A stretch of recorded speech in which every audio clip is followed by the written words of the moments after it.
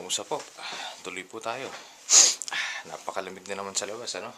Dito po kararating lang. Nananghalian na. Day off, pero napakaraming kailangan gawin, ano? Kailangan mga errands, kung saan nagpupunta. Yan, mga bills, kung ano-ano. At malamig na naman.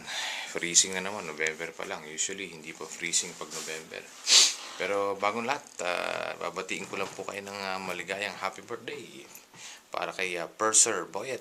Happy birthday. At sa inyo rin po, maligayang happy birthday. At December 23. Tsaka pala, hindi ko alam, nakikita nyo to. Yan. Ito yung bigay ni Purser sa akin nung araw pa. 10 years ago, isang dekada na, no? Every year, suot ko. No? Okay pa. Matibay na matibay. At nakaka-withstand ng below freezing temperatures. At salamat ulit. At habang buhay pa, itong susuot ko every year. Okay.